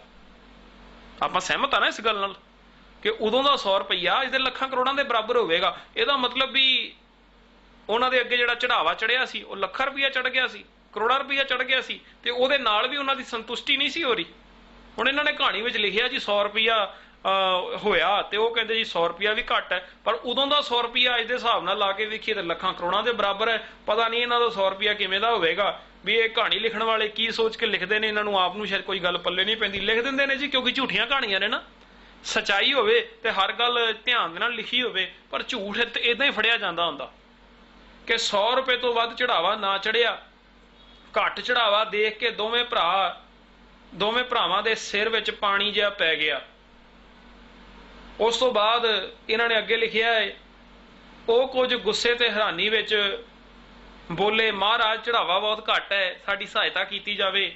ਇਹ ਸੁਣ ਕੇ ਕਹਿੰਦੇ ਜੀ ਪੰਚਮ ਪਾਤਸ਼ਾਹ ਮੁਸਕਰਾਏ ਤੇ ਉਹਨਾਂ ਨੇ ਆਖਿਆ ਵੀ ਤੁਸੀਂ ਜਿੰਨਾ ਚੜਾਵਾ ਮੰਗਿਆ ਸੀਗਾ ਵੀ ਇੱਕ ਦਿਨ ਦਾ ਚੜਾਵਾ ਤੁਹਾਨੂੰ ਦੇ ਦਿੱਤਾ ਜਾਏ, ਉਹ ਤੁਹਾਨੂੰ ਦੇ ਦਿੱਤਾ ਗਿਆ। ਹੁਣ ਤੁਸੀਂ ਹੋਰ ਨਾ ਮੰਗੋ ਤੇ ਤੁਹਾਡੀ ਕੰਨਿਆ ਦਾ ਜਿਹੜਾ ਹੈ ਉਹ ਵਿਆਹ ਉਹ ਹੋ ਜਾਵੇਗਾ, ਤੁਸੀਂ ਚਿੰਤਾ ਨਾ ਕਰੋ। ਇੱਥੇ ਲਿਖਿਆ ਜੀ ਉਸ ਵੇਲੇ ਦੋਵਾਂ ਭਰਾਵਾਂ ਦੀ ਮੱਤ ਜਿਹੀ ਮਾਰੀ ਗਈ। ਇਹ ਸ਼ਬਦਾਵਲੀ ਇਹਨਾਂ ਨੇ ਇੱਥੇ ਲਿਖੀ ਹੋਈ ਹੈ। ਇਹ ਜਿਹੜੇ ਪੰਨੇ ਨੇ ਨਾ, ਇਹ ਮੈਂ ਤੁਹਾਡੇ ਨਾਲ ਸ਼ੇਅਰ ਵੀ ਕਰ ਦਿਆਂਗਾ ਵੀਡੀਓ ਦੇ ਵਿੱਚ, ਜੋ ਇਹਨਾਂ ਨੇ ਲਿਖਿਆ ਵੀ ਮੱਤ ਜਿਹੀ ਮਾਰੀ ਗਈ ਤੇ ਉਹਨਾਂ ਨੂੰ ਕਿਸੇ ਗੱਲ ਦੀ ਸਮਝ ਨਾ ਲੱਗੇ। ਕਹਿੰਦੇ ਜੀ ਹੰਕਾਰ ਦੇ ਵਿੱਚ ਆ ਗਏ। ਹੰਕਾਰ ਦੇ ਵਿੱਚ ਆ ਕੇ ਉਹਨਾਂ ਨੇ ਇਹ ਗੱਲ ਆਖੀ ਵੀ ਅਸੀਂ ਹੁਣ ਗੁਰੂ ਦਰਬਾਰ ਦੇ ਵਿੱਚ ਜਾ ਕੇ ਕੀਰਤਨ ਨਹੀਂ ਕਰਾਂਗੇ। ਉਹ ਆਪਣੇ ਘਰ ਹੀ ਰਹੇ, ਗੁਰੂ ਦਰਬਾਰ ਦੇ ਵਿੱਚ ਨਹੀਂ ਗਏ। ਕਹਿੰਦੇ ਜੀ ਫਿਰ ਇੱਕ ਸ਼ਰਧਾਲੂ ਨੂੰ ਧੰਨ ਗੁਰੂ ਅਰਜਨ ਸਾਹਿਬ ਨੇ ਭੇਜਿਆ ਵੀ ਜਾਓ ਜਾ ਕੇ ਉਹਨਾਂ ਨੂੰ ਬੁਲਾ ਕੇ ਲੈ ਕੇ ਆਓ। ਤੇ ਜਿਹੜੀ ਸ਼ਬਦਾਵਲੀ ਇਹਨਾਂ ਨੇ ਲਿਖੀ ਹੈ ਮੈਂ ਤੁਹਾਡੇ ਨਾਲ ਸਾਂਝੀ ਕਰ ਦਿੰਦਾ। ਕਹਿੰਦੇ ਜੀ ਜਦੋਂ ਸ਼ਰਧਾਲੂ ਨੇ ਜਾ ਕੇ ਆਖਿਆ ਨਾ ਕਿ ਭਾਈ ਸੱਤਾ ਜੀ ਨੂੰ ਵੀ ਤੁਸੀਂ ਆਓ, ਤੇ ਇਹਨੇ ਇਹ ਲਿਖਦੇ ਨੇ, ਇਹ ਸੁਣ ਕੇ ਸੱਤੇ ਦੇ 7 ਕੱਪੜੀ ਅੱਗ ਲੱਗ ਗਈ। ਹੁਣ ਵੇਖੋ ਸ਼ਬਦਾਵਲੀ ਦੇਖੋ ਕਿੰਨੀ ਘਟੀਆ ਦਰਜੇ ਦੀ ਇਹਨਾਂ ਨੇ ਲਿਖੀ ਹੈ ਕਿ ਸੱਤੇ ਦੇ 7 ਕੱਪੜੀ ਅੱਗ ਲੱਗ ਗਈ ਤੇ ਪਾਗਲਾਂ ਵਾਂਗ ਗੁੱਸੇ ਨਾਲ ਬੋਲਿਆ, ਅਸੀਂ ਕੋਈ ਕੀਰਤਨ ਕਰਨ ਨਹੀਂ ਜਾਣਾ। ਜੇ ਅਸਾਂ ਚੜ੍ਹਤ ਲਈ ਆਖਿਆ ਤਾਂ ਮਸੰਦਾ ਰਾਹੀਂ ਚੜ੍ਹਤ ਰੋਕ ਦਿੱਤੀ। ਸਾਡੇ ਨਾਲ ਵਿਤਕਰਾ ਕੀਤਾ ਹੈ, ਇਸ ਵਾਸਤੇ ਅੱਗੇ ਤੋਂ ਕੀਰਤਨ ਨਹੀਂ ਕਰਾਂਗੇ। ਕਿਸੇ ਹੋਰ ਸੋਢੀ ਜਾਂ ਬੇਦੀ ਅੱਗੇ ਕੀਰਤਨ ਕਰਕੇ ਉਸ ਨੂੰ ਗੁਰੂ ਬਣਾ ਸਕਦੇ ਹਾਂ। ਗੁਰੂ ਬਣਾਉਣਾ ਜਾਂ ਨਾ ਬਣਾਉਣਾ ਸਾਡੇ ਹੱਥ ਵਸ ਹੈ। ਲੋ ਬੜੀ ਕਮਾਲ ਦੀ ਗੱਲ ਹੈ ਜਿਹੜੀ ਇਹਨਾਂ ਨੇ ਝੂਠੀ ਗੱਲ ਇੱਥੇ ਲਿਖ ਦਿੱਤੀ ਹੈ ਕਿ ਭਾਈ ਸੱਤਾ ਤੇ ਭਾਈ ਬਲਵੰਡ ਜੀ ਨੇ ਇਹ ਗੱਲ ਆਖੀ। ਹੁਣ ਭਾਈ ਸੱਤਾ ਤੇ ਭਾਈ ਬਲਵੰਡ ਜੀ ਜੇ ਬਾਣੀ ਪੜ੍ਹਨ ਵਾਲੇ ਨੇ, ਬਾਣੀ ਨੂੰ ਵਿਚਾਰਨ ਵਾਲੇ ਨੇ, ਤੇ ਉਹਨਾਂ ਨੂੰ ਸਾਰੀ ਗੱਲ ਦਾ ਪਤਾ ਹੋਵੇਗਾ ਕਿ ਗੁਰੂ ਇਹ ਗੁਰਤਾ ਗੱਦੀ ਜਿਹੜੀ ਹੈ ਉਹ ਕਿਵੇਂ ਪ੍ਰਾਪਤ ਹੁੰਦੀ ਹੈ। ਉਹਨਾਂ ਨੂੰ ਪਤਾ ਹੈ ਕਿਉਂਕਿ ਬਾਣੀ ਨੂੰ ਵਿਚਾਰਿਆ ਹੈ। ਨਾਲੇ ਗੁਰੂ ਸਾਡਾ ਸ਼ਬਦ ਗੁਰੂ ਹੈ, ਕੋਈ ਇਨਸਾਨ ਤੇ ਗੁਰੂ ਹੈ ਨਹੀਂ। ਨਾਲੇ ਗੁਰਤਾ ਗੱਦੀ ਕਿਵੇਂ ਹਾਸਲ ਹੁੰਦੀ ਸੀ ਉਹ ਪਤਾ ਸੀ ਵੀ ਜਿਹੜਾ ਗੁਣਾਂ ਨੂੰ ਜੀਵਨ ਵਿੱਚ ਧਾਰਨ ਕਰਦਾ ਸੀਗਾ ਉਸ ਨੂੰ ਗੁਰਤਾ ਗੱਦੀ ਮਿਲਦੀ ਸੀ। ਭਾਈ ਲਹਿਣਾ ਜੀ ਨੇ ਗੁਣਾਂ ਨੂੰ ਜੀਵਨ 'ਚ ਧਾਰਨ ਕੀਤਾ। ਜਿਹੜੇ ਗੁਣ ਧੰਨ ਗੁਰੂ ਨਾਨਕ ਸਾਹਿਬ ਦੇ ਵਿੱਚ ਸੀ ਉਹ ਗੁਣ ਜਦੋਂ ਭਾਈ ਲਹਿਣਾ ਜੀ ਦੇ ਵਿੱਚ ਆਏ ਤੇ ਉਹ ਗੁਰੂ ਅੰਗਦ ਸਾਹਿਬ ਬਣੇ ਨੇ। ਇਸੇ ਤਰ੍ਹਾਂ ਚੱਲਦਾ ਗਿਆ ਦਸਮ ਪਾਤਸ਼ਾਹ ਤੱਕ, ਤੇ ਅੱਜ ਧੰਨ ਗੁਰੂ ਗ੍ਰੰਥ ਸਾਹਿਬ ਮਹਾਰਾਜ ਜੀ ਦੇ ਵਿੱਚ ਗੁਣਾਂ ਦਾ ਖਜ਼ਾਨਾ ਸਾਡੇ ਕੋਲ ਮੌਜੂਦ ਹੈ। ਇਹ ਤਾਂ ਭਾਈ ਸੱਤਾ ਤੇ ਭਾਈ ਬਲਵੰਡ ਜੀ ਨੂੰ ਪਤਾ ਹੀ ਹੋਵੇਗਾ, ਪਰ ਇਹ ਝੂਠੀ ਗੱਲ ਇੱਥੇ ਪ੍ਰਚਾਰ ਦਿੱਤੀ। ਅੱਗੇ ਕਹਿੰਦੇ ਨੇ ਜੀ ਇਹ ਜਵਾਬ ਸੁਣ ਕੇ ਜਿਹੜਾ ਉਹ ਸਿੱਖ ਸੀਗਾ ਉਹ ਮੁੜ ਆਇਆ ਤੇ ਸੱਚੇ ਪਾਤਸ਼ਾਹ ਨੂੰ ਆ ਕੇ ਉਹਨੇ ਸਾਰੀ ਗੱਲ ਦੱਸੀ। ਕਹਿੰਦੇ ਜੀ ਪਾਤਸ਼ਾਹ ਨਾਰਾਜ਼ ਨਹੀਂ ਹੋਏ। ਤਾਂ ਫਿਰ ਇਹਨਾਂ ਨੇ ਭਾਈ ਗੁਰਦਾਸ ਜੀ ਨੂੰ ਭੇਜਿਆ, ਉਹਨਾਂ ਦੇ ਹੱਥ ਸੁਨੇਹਾ ਭਜਵਾਇਆ ਵੀ ਤੁਹਾਡੀ ਬੇਟੀ ਦਾ ਆਨੰਦ ਕਾਰਜ ਜਿਹੜਾ ਹੈ ਗੁਰੂ ਅਰਜਨ ਪਾਤਸ਼ਾਹ ਕਹਿੰਦੇ ਨੇ ਵੀ ਧੂਮ-ਧਾਮ ਦੇ ਨਾਲ ਕਰਾ ਦੇਣਗੇ, ਤੁਸੀਂ ਇਦਾਂ ਕਰੋ ਵੀ ਆਓ ਕੀਰਤਨ ਕਰੋ।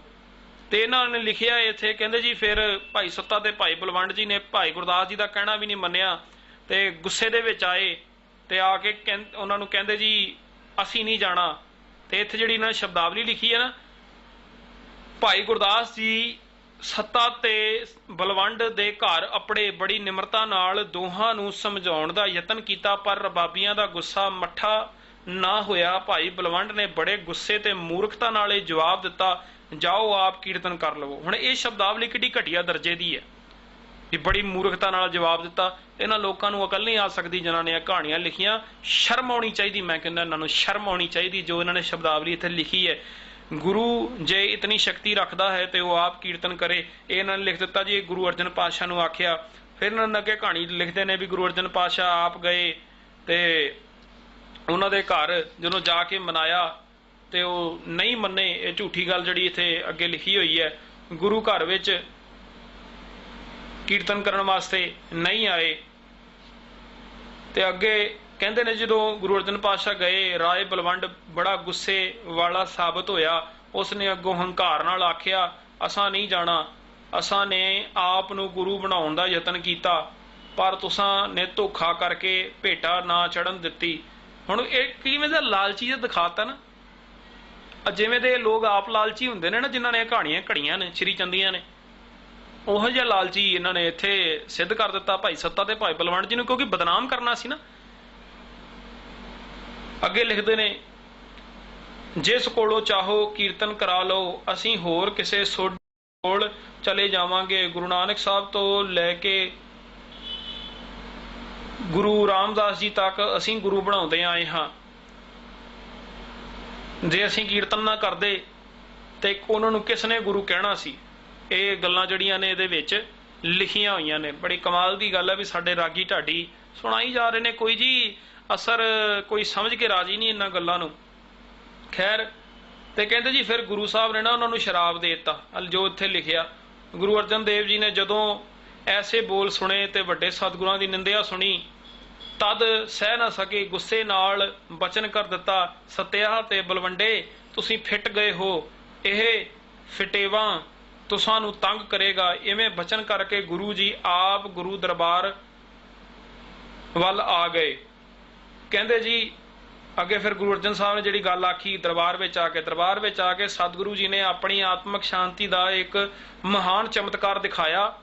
ਉਹ ਚਮਤਕਾਰ ਇਹ ਸੀ ਕਿ ਉਹਨਾਂ ਨੇ ਹੁਕਮ ਕਰ ਦਿੱਤਾ, ਅੱਜ ਤੋਂ ਗੁਰੂ ਘਰ ਦੇ ਸਿੱਖ ਆਪ ਕੀਰਤਨ ਕਰਿਆ ਕਰਨਗੇ। ਇਹਦਾ ਮਤਲਬ ਵੀ ਪਹਿਲਾਂ ਨਹੀਂ ਸੀ ਸ਼ਾਇਦ ਗੁਰਦੁਆਰੇ ਸਿੱਖ ਆਪ ਕੀਰਤਨ ਕਰਦੇ ਹੋਣੇ। ਹੁਣ ਇਹ ਰਾਗੀ ਸਿਸਟਮ ਜਿਹੜਾ ਇਹ ਵੀ ਜਿਵੇਂ ਡਿਊਟੀਆਂ ਵਾਲਾ, ਇਹ ਤੇ ਆ ਚੱਲਿਆ ਵੀ ਇਹ ਗੁਰਦੁਆਰੇ ਵਿੱਚ ਜਥਾ ਰੱਖਿਆ ਹੁੰਦਾ। ਮੈਨੂੰ ਨਹੀਂ ਲੱਗਦਾ ਵੀ ਪੁਰਾਣੇ ਟਾਈਮ ਦੇ ਵਿੱਚ ਕੋਈ ਗੁਰੂ ਸਾਹਿਬ ਏਦਾਂ ਜਥੇ ਰੱਖਦੇ ਹੋਣੇ। ਉਹ ਸਾਰੇ ਗੁਰਸਿੱਖ ਬੜੇ ਮਹਾਨ ਸੀਗੇ ਜੀ, ਉਹ ਤੇ ਬਾਣੀ ਨੂੰ ਪੜ੍ਹਨ ਵਾਲੇ, ਬਾਣੀ ਨੂੰ ਵਿਚਾਰਨ ਵਾਲੇ ਸੀਗੇ। ਅੱਜ ਵਰਗੇ ਥੋੜ੍ਹਾ ਸੀ ਸਾਡੇ ਵਾਂਗੂ ਜਿਹੜੇ ਗੁਰੂ ਤੋਂ ਬੇਮੁਖ ਹੋ ਕੇ ਫਿਰਨ। ਉਹਨਾਂ ਨੇ ਤੇ ਬਾਣੀ ਨੂੰ ਪੜ੍ਹਿਆ ਵੀ ਹੈ, ਕੀਰਤਨ ਵੀ ਉਹਨਾਂ ਨੂੰ ਆਉਂਦਾ ਸੀ, ਸਾਰੇ ਆਉਂਦੇ ਸੀ। ਤੇ ਇਹਨਾਂ ਨੇ ਇੱਥੇ ਸਾਰਾ ਕੁਝ ਉਹਨਾਂ ਨੂੰ ਆਉਂਦਾ ਸੀਗਾ, ਪਰ ਇਹਨਾਂ ਨੇ ਇੱਥੇ ਆ ਗੱਲਾਂ ਜਿਹੜੀਆਂ ਉਹ ਲਿਖ ਦਿੱਤੀਆਂ, ਗੁਰੂ ਘਰ ਦੇ ਸਿੱਖ ਆਪ ਕੀਰਤਨ ਕਰਿਆ ਕਰਨਗੇ, ਸਾਜ਼ ਵਜਾਉਣਗੇ। ਤੇ ਆਹ ਗੱਲ ਵੱਲ ਗੌਰ ਕਰਿਓ, ਤੇ ਐਸੇ ਹੰਕਾਰੀ ਮਰਾਸੀਆਂ ਦੀ ਲੋੜ ਨਹੀਂ ਰਹੇਗੀ। ਇਹ ਗੁਰੂ ਅਰਜਨ ਸਾਹਿਬ ਦੇ ਮੂੰਹੋਂ ਇਹ ਗੱਲ ਕਢਵਾਈ ਤੇ ਇੱਥੇ ਲਿਖ ਦਿੱਤੀ ਕਿ ਹੰਕਾਰੀ ਮਰਾਸੀਆਂ ਦੀ ਲੋੜ ਨਹੀਂ ਰਹੇਗੀ। ਇਹਦਾ ਮਤਲਬ ਕਿ ਧੰਨ ਗੁਰੂ ਅਰਜਨ ਸਾਹਿਬ ਮਹਾਰਾਜ ਜੀ ਵੀ ਉਹਨਾਂ ਨੂੰ ਮਰਾਸੀ ਸਮਝਦੇ ਸਨ। ਇਹਦਾ ਮਤਲਬ ਵੀ ਉਹ ਵੀ ਜਾਤ ਪਾਤ ਦੇ ਵਿੱਚ ਯਕੀਨ ਕਰਦੇ ਸੀ। ਲਿਖੀ ਹੈ ਜੀ ਇੱਥੇ ਗੱਲ, ਕਦੀ ਪੁੱਛੋ ਇਹਨਾਂ ਨੂੰ ਜਿਹੜੇ ਕਿਤਾਬਾਂ ਛਾਪਦੇ ਨੇ ਕਿ ਗੁਰੂ ਅਰਜਨ ਸਾਹਿਬ ਬਾਣੀ ਵਿੱਚ ਆਖਣ, ਏਕ ਪਿਤਾ ਏਕਸ ਕੇ ਹਮ ਬਾਰਕ ਤੂੰ ਮੇਰਾ ਗੁਰਹਾਈ। ਜਿੱਥੇ ਬਾਬਾ ਕਬੀਰ ਜੀ ਬਾਣੀ ਵਿੱਚ ਇਹ ਗੱਲ ਕਹਿਣ, ਅਵਲ ਅੱਲਾ ਨੂਰ ਉਪਾਇਆ ਕੁਦਰਤ ਕੇ ਸਭ ਬੰਦੇ, ਏਕ ਨੂਰ ਤੇ ਸਭ ਜਗ ਉਪਜਿਆ ਕੌਣ ਭਲੇ ਕੋ ਮੰਦੇ। ਜਿੱਥੇ ਬਾਣੀ 'ਚ ਇਹ ਵਿਚਾਰਾਂ ਦਿੱਤੀਆਂ ਹੋਣ, ਜਿੱਥੇ ਇਹ ਆਖਿਆ ਹੋਵੇ ਜਾਤ ਕਾ ਗਰਭ ਨਾ ਕਰ ਮੂਰਖ ਗਾਵਾਰਾ, ਇਸ ਗਰਭ ਤੇ ਚੱਲੇ ਬਹੁਤ ਵਿਕਾਰਾ। ਕੀ ਗੁਰੂ ਪਾਤਸ਼ਾਹ ਜੀ ਜਾਤ ਪਾਤ ਦੇ ਵਿੱਚ ਯਕੀਨ ਰੱਖਦੇ ਨੇ? ਨਹੀਂ ਰੱਖਦੇ ਜੀ ਉਹ। ਪਰ ਇਹਨਾਂ ਨੇ ਇੱਥੇ ਇਹ ਗੱਲ ਲਿਖ ਦਿੱਤੀ, ਐਸੇ ਹੰਕਾਰੀ ਮਰਾਸੀਆਂ ਦੀ ਲੋੜ ਨਹੀਂ ਰਹੇਗੀ। ਇਹ ਗੁਰੂ ਅਰਜਨ ਪਾਤਸ਼ਾਹ ਭਾਈ ਸੱਤਾ ਤੇ ਭਾਈ ਬਲਵੰਡ ਜੀ ਲਈ ਕਹਿ ਰਹੇ ਨੇ। ਆਹ ਝੂਠੀ ਗੱਲ ਇਹਨਾਂ ਨੇ ਇੱਥੇ ਲਿਖੀ ਹੈ। ਕਿੱਡੀ ਵੱਡੀ ਗੁਰੂ ਦੀ ਨਿੰਦਿਆ ਇਹਨਾਂ ਲੋਕਾਂ ਨੇ ਕੀਤੀ ਹੈ, ਪਰ ਰੋਕੇ ਕੌਣ ਜੀ ਇਹਨਾਂ ਨੂੰ। ਇਹ ਬਚਨ ਕਰਕੇ ਸਤਿਗੁਰੂ ਜੀ ਨੇ ਦੋ ਸਿੱਖਾਂ ਵੱਲ ਇਸ਼ਾਰਾ ਕੀਤਾ ਕਿ ਉਹ ਸਾਜ਼ ਫੜ ਕੇ ਕੀਰਤਨ ਕਰਨ। ਕਹਿੰਦੇ ਜੀ ਫਿਰ ਸਿੱਖਾਂ ਨੇ ਆਪ ਕੀਰਤਨ ਕੀਤਾ ਤੇ ਰਬਾਬੀਆਂ ਦੀ ਕੋਈ ਲੋੜ ਨਾ ਰਹੀ। ਅੱਗੇ ਲਿਖਦੇ ਨੇ ਜੀ, ਸੱਤਾ ਬਲਵੰਡ ਨੂੰ ਕੋੜ ਹੋਣਾ। ਇਹ ਵੀ ਇੱਥੇ ਲਿਖਿਆ ਇਹਨਾਂ ਦੀ ਕਿਤਾਬ ਦੇ ਵਿੱਚ। ਸਤਿਗੁਰੂ ਜੀ ਦੇ ਵਾਪਸ ਆਉਣ ਪਿੱਛੋਂ ਸੱਤਾ ਦੇ ਬਲਵੰਡ ਨੂੰ ਸੱਚ ਹੀ ਕੋੜ ਹੋ ਗਿਆ। ਕਹਿੰਦੇ ਜੀ ਗੁਰੂ ਅਰਜਨ ਸਾਹਿਬ ਨੇ ਉਹਨਾਂ ਨੂੰ ਫਟਕਾਰ ਦਿੱਤਾ ਸੀਗਾ, ਉਹਦੇ ਕਰਕੇ ਉਹਨਾਂ ਨੂੰ ਕੋੜ ਲੱਗ ਗਿਆ। ਗੁਰੂ ਨਿੰਦਕ ਹੋ ਗਏ ਸੀ ਉਹ, ਇਸ ਕਰਕੇ ਉਹਨਾਂ ਨੂੰ ਕੋੜ ਲੱਗਾ। ਉਹਨਾਂ ਨੇ ਜੀ ਬੜਿਆਂ ਦੇ ਅੱਗੇ ਫਰਿਆਦ ਕੀਤੀ, ਪਰ ਕਿਸੇ ਨੇ ਉਹਨਾਂ ਦੀ ਨਾ ਸੁਣੀ। ਤੇ ਗੁਰੂ ਅਰਜਨ ਸਾਹਿਬ ਨੇ ਇਹ ਵੀ ਗੱਲ ਕਹਿ ਦਿੱਤੀ, ਮੈਂ ਸ਼ਾਰਟ ਦੇ ਵਿੱਚ ਹੀ ਰੱਖ ਰਿਹਾ। ਕਹਿੰਦੇ ਜੀ ਗੁਰੂ ਅਰਜਨ ਸਾਹਿਬ ਨੇ ਇੰਨੀ ਗੱਲ ਵੀ ਕਹਿ ਦਿੱਤੀ ਵੀ ਜਿਹੜਾ ਵੀ ਇਹਨਾਂ ਦੋਨਾਂ ਦਾ ਸਾਥ ਦੇਵੇਗਾ ਨਾ, ਉਹਨੂੰ ਖੋਤੇ ਤੇ ਚੜਾ ਕੇ ਉਹਦਾ ਮੂੰਹ ਕਾਲਾ ਕਰਕੇ ਉਹਦਾ ਜਲੂਸ ਕੱਢਿਆ ਜਾਵੇਗਾ। ਤੇ ਇਸ ਕਰਕੇ ਆਹ ਜਿਹੜੀ ਸ਼ਬਦਾਵਲੀ ਲਿਖੀ ਮੈਂ ਸਾਂਝੀ ਕਰਦੇ ਹਾਂ, ਜਿਹੜਾ ਕੋਈ ਇਹਨਾਂ ਦੀ ਫਰਿਆਦ ਕਰੇਗਾ ਉਹਨਾਂ ਦਾ ਮੂੰਹ ਕਾਲਾ ਕਰ ਦਿੱਤਾ ਜਾਵੇਗਾ। ਕੋਈ ਡਰਦਾ ਸਤਿਗੁਰੂ ਦੇ ਸਨਮੁਖ ਹੋ ਕੇ ਬੇਨਤੀ ਨਹੀਂ ਕਰਦਾ, ਇਸੇ ਕਰਕੇ ਤਾਂ ਕਿ ਕਿਤੇ ਸਾਡਾ ਮੂੰਹ ਕਾਲਾ ਨਾ ਕਰ ਦਿੱਤਾ ਜਾਵੇ। ਸਾਰੇ ਡਰਦੇ ਸਨ ਕਿ ਸਤਿਗੁਰੂ ਜੀ ਸ਼ਾਇਦ ਉਹਨਾਂ ਨੂੰ ਵੀ ਸ਼ਰਾਪ ਨਾ ਦੇ ਦੇਵਣ। ਇਹ ਬਕਾਇਦਾ ਇੱਥੇ ਇਸੇ ਤਰ੍ਹਾਂ ਲਾਈਨ ਲਿਖੀ ਹੋਈ ਹੈ ਕਿ ਸਾਰੇ ਲੋਕ ਡਰ ਗਏ ਸੀ ਗੁਰੂ ਅਰਜਨ ਸਾਹਿਬ ਦੇ ਕੋਲੋਂ ਕਿ ਗੁਰੂ ਅਰਜਨ ਸਾਹਿਬ ਕਿਤੇ ਉਹਨਾਂ ਨੂੰ ਵੀ ਸ਼ਰਾਪ ਨਾ ਦੇ ਦੇਵਣ। ਹੁਣ ਜਿਹੜਾ ਗੁਰੂ ਮਿੱਠ ਬੋਲੜਾ ਹੋਵੇ, ਜਿਹੜਾ ਗੁਰੂ ਬਾਣੀ ਨਾਲ ਜੁੜਿਆ ਹੋਵੇ, ਜਿਹਦੇ ਬਾਰੇ ਚ ਬਾਣੀ ਚ ਲਿਖਿਆ ਹੋਵੇ ਸਤਿਗੁਰ ਸਭਨਾਂ ਦਾ ਭਲਾ ਮਨਾਏਂਦਾ, ਵਾਹ ਵਾਹ ਸਤਿਗੁਰ ਨਿਰਵੈਰ ਹੈ ਜਿਸ ਨਿੰਦਾ ਉਸਤਤ ਤੋਂ ਲੋਏ, ਸਤਿਗੁਰ ਵਿੱਚ ਅੰਮ੍ਰਿਤ ਹੈ ਹਰ ਉੱਤਮ ਹਰ ਪਦ ਸੋਏ, ਹਰ ਉੱਤਮ ਹਰ ਪਦ ਸੋਏ। ਇਹ ਪੰਕਤੀਆਂ ਹੁਣੇ ਮੈਂ ਤੁਹਾਡੇ ਨਾਲ ਸਾਂਝੀਆਂ ਕੀਤੀਆਂ ਨੇ, ਪਰ ਇੱਥੇ ਗੁਰੂ ਅਰਜਨ ਸਾਹਿਬ ਨੂੰ ਸ਼ਰਾਪ ਦਿੰਦਿਆਂ ਹੋਇਆ ਇਹਨਾਂ ਲੋਕਾਂ ਨੇ ਵਿਖਾ ਦਿੱਤਾ। ਤੇ ਇਹ ਗੱਲ ਲਿਖੀ ਹੈ ਕਿ ਭਾਈ ਸੱਤਾ ਤੇ ਭਾਈ ਬਲਵੰਡ ਜੀ ਕਹਿੰਦੇ ਜੀ ਕੋਠੇ ਉੱਤੇ ਚੜ ਕੇ ਆਪਣੇ ਮੂੰਹ ਦੇ ਉੱਤੇ ਰੋਜ਼ਾਨਾ ਚਪੇੜਾ ਮਾਰਦੇ ਹੁੰਦੇ ਸੀ। ਤੇ ਫਿਰ ਉਹਨਾਂ ਨੂੰ ਪਤਾ ਲੱਗਾ ਜੀ ਇੱਕ ਲਾਹੌਰ ਦੇ ਵਿੱਚ ਭਾਈ ਲੱਧਾ ਪਰਉਪਕਾਰੀ ਨਾਮ ਦਾ ਸਿੱਖ ਹੈ, ਤੇ ਪੈਦਲ ਤੁਰ ਕੇ ਇਹ ਲਾਹੌਰ ਪਹੁੰਚੇ ਨੇ। ਉੱਥੇ ਜਾ ਕੇ ਉਹ ਭਾਈ ਲੱਧਾ ਪਰਉਪਕਾਰੀ ਨੂੰ ਆਪਣੀ ਸਾਰੀ ਗੱਲ ਸੁਣਾਈ ਕਿ ਅਸੀਂ ਗਲਤ ਬੋਲ ਬੈਠੇ ਹਾਂ ਗੁਰੂ ਸਾਹਿਬ ਨੂੰ, ਤੇ ਗੁਰੂ ਸਾਹਿਬ ਨੇ ਸਾਨੂੰ ਸ਼ਰਾਪ ਦੇ ਦਿੱਤਾ, ਸਾਨੂੰ ਕੋਹੜ ਹੋ ਗਿਆ ਹੈ, ਭਾਈ ਜੀ ਹੁਣ ਤੁਸੀਂ ਸਾਡਾ ਕੁਝ ਸਵਾਰੋ। ਤੇ ਕਹਿੰਦੇ ਜੀ ਭਾਈ ਲੱਧਾ ਪਰਉਪਕਾਰੀ ਨੇ ਕਿਹਾ ਵੀ ਹੁਣ ਤੁਸੀਂ ਜਾਓ, ਕੱਲ ਨੂੰ ਮੈਂ ਆਪ ਆਵਾਂਗਾ। ਕਹਿੰਦੇ ਜੀ ਹੁਣ ਭਾਈ ਲੱਧਾ ਪਰਉਪਕਾਰੀ ਨੂੰ ਪਤਾ ਸੀਗਾ ਵੀ ਗੁਰੂ ਅਰਜਨ ਸਾਹਿਬ ਨੇ ਕੀ ਆਖਿਆ, ਇਸ ਕਰਕੇ ਉਹਨਾਂ ਨੇ ਖੋਤਾ ਮੰਗਾਇਆ ਤੇ ਆਪ ਹੀ ਆਪਣਾ ਮੂੰਹ ਕਾਲਾ ਕਰ ਲਿਆ ਤੇ ਖੋਤੇ ਉੱਤੇ ਚੜ ਗਏ ਤੇ ਲਾਹੌਰ ਤੋਂ ਇੱਥੇ ਅੰਮ੍ਰਿਤਸਰ ਦੀ ਧਰਤੀ ਦੇ ਉੱਤੇ ਆਏ। ਤੇ ਇੱਥੇ ਆ ਕੇ ਜੀ ਉਹਨਾਂ ਨੇ ਗੁਰੂ ਸਾਹਿਬ ਅੱਗੇ ਉਹ ਪੇਸ਼ ਹੋਏ। ਤੇ ਜਿਹੜੀ ਗੱਲ ਇੱਥੇ ਲਿਖੀ ਹੈ ਉਹ ਮੈਂ ਤੁਹਾਡੇ ਨਾਲ ਸਾਂਝੀ ਕਰ ਦਿੰਦਾ। ਜੇ ਕੋਈ ਸੱਤੇ ਤੇ ਬਲਵੰਡ ਦੀ ਸਿਫਾਰਿਸ਼ ਕਰੇਗਾ ਤਾਂ ਉਸ ਦਾ ਮੂੰਹ ਕਾਲਾ ਕਰਕੇ ਖੋਤੇ ਤੇ ਚੜਾ ਕੇ ਫੇਰਿਆ ਜਾਵੇਗਾ। ਭਾਈ ਲੱਧਾ ਪਰਉਪਕਾਰੀ ਨੇ ਆਪ ਹੀ ਨਸ਼ਰ ਹੋਣ ਦਾ ਵਸੀਲਾ ਬਣਾ ਲਿਆ। ਇੱਕ ਖੋਤਾ ਮੰਗਵਾ ਕੇ ਉਸ ਨੂੰ ਟਾਕੀਆਂ ਦੀ ਲਗਾਮ ਪਾਈ, ਉੱਤੇ ਪਾਟੀ ਹੋਈ ਗੋਦੜੀ ਸੁੱਟ ਕੇ ਉਸ ਉੱਤੇ ਚੜ ਬੈਠੇ, ਆਪਣੇ ਮੂੰਹ ਅਤੇ ਪਿੰਡੇ ਤੇ ਕਾਲੋ ਭਾਵ ਕਾਲਖ ਮਲ ਲਈ ਅਤੇ ਲੋਕਾਂ ਵਾਸਤੇ ਇੱਕ ਹਾਸੋਹੀਣੇ ਬਣ ਗਏ। ਆਪ ਲਾਹੌਰ ਤੋਂ ਅੰਮ੍ਰਿਤਸਰ ਵੱਲ ਚੱਲ ਪਏ। ਇਹਦਾ ਮਤਲਬ ਵੀ ਇੱਕ ਸਿੱਖ ਜਿਹੜਾ ਹੈ ਆਪਣਾ ਜਲੂਸ ਕੱਢ ਕੇ ਆਇਆ। ਹੁਣ ਜੇ ਇਦਾਂ ਦੀਆਂ ਕਹਾਣੀਆਂ ਤੁਸੀਂ ਬਣਾ ਰਹੇ ਹੋ, ਫਿਰ ਅਸੀਂ ਬਾਲੀਵੁੱਡ ਵਾਲੇ ਨੂੰ ਕਹਿੰਦੇ ਆ ਵੀ ਸਿੱਖਾਂ ਦਾ ਮਜ਼ਾਕ ਕਿਉਂ ਬਣਾਉਂਦੇ ਹੋ। ਉਹ ਮੂਰਖੋ, ਤੁਸੀਂ ਤੇ ਆਪ ਇਦਾਂ ਦੀਆਂ ਕਹਾਣੀਆਂ ਲਿਖ ਦਿੱਤੀਆਂ। ਤੁਸੀਂ ਤੇ ਇੱਕ ਸਿੱਖ ਨੂੰ ਗਧੇ ਉੱਤੇ ਬਿਠਾ ਰਹੇ ਹੋ, ਤੁਸੀਂ ਉਹਦਾ ਮੂੰਹ ਕਾਲਾ ਕਰਾ ਰਹੇ ਹੋ ਇਦਾਂ ਦੀਆਂ ਕਹਾਣੀਆਂ ਲਿਖ ਕੇ। ਤੇ ਬਾਲੀਵੁੱਡ ਵਾਲੇ ਜੇ ਸਿੱਖਾਂ ਦਾ ਮਜ਼ਾਕ ਬਣਾ ਰਹੇ ਨੇ ਫਿਲਮਾਂ ਦੇ ਵਿੱਚ, ਫਿਰ ਉਦੋਂ ਕੋਈ ਚੀਕਾਂ ਮਾਰਦੇ ਹੋ, ਉਦੋਂ ਸਿਨੇਮੇ ਤੋੜਨ ਤੱਕ ਕਿਉਂ ਜਾਂਦੇ ਹੋ।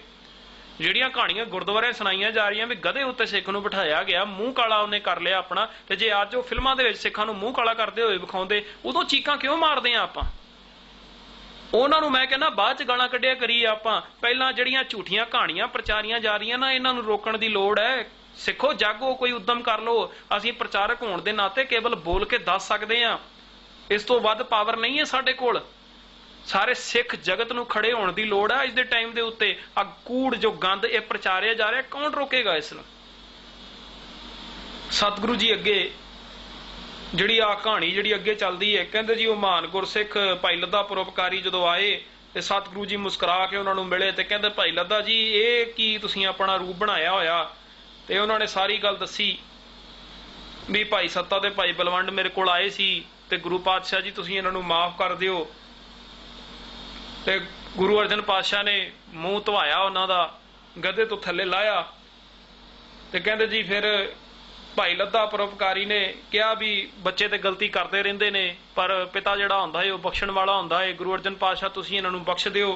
ਕਹਿੰਦੇ ਜੀ ਉਸ ਤੋਂ ਬਾਅਦ ਭਾਈ ਲੱਧਾ ਜੀ ਨੇ ਉਹਨਾਂ ਦੋਨੋਂ ਗੁਰਸਿੱਖਾਂ ਨੂੰ ਇਹ ਗੱਲ ਆਖੀ, ਭਾਈ ਸੱਤਾ ਤੇ ਭਾਈ ਬਲਵੰਡ ਜੀ ਨੂੰ, ਵੀ ਤੁਸੀਂ ਜਿੰਨਾ ਗੁਰੂ ਸਾਹਿਬਾਨ ਦੀ ਨਿੰਦਾ ਕੀਤੀ ਹੈ ਨਾ, ਗੁਰੂ ਨਾਨਕ ਸਾਹਿਬ ਤੋਂ ਲੈ ਕੇ ਗੁਰੂ ਅਰਜਨ ਪਾਤਸ਼ਾਹ ਤੱਕ, ਉਹਨਾਂ ਦੀ ਹੁਣ ਤੁਸੀਂ ਉਸਤਤ ਕਰੋ। ਤੇ ਜਿਵੇਂ ਜਿਵੇਂ ਤੁਸੀਂ ਉਸਤਤ ਕਰੋਗੇ ਉਵੇਂ ਉਵੇਂ ਤੁਹਾਡਾ ਕੋੜ ਜਿਹੜਾ ਹੈ ਉਹ ਹਟਦਾ ਜਾਵੇਗਾ।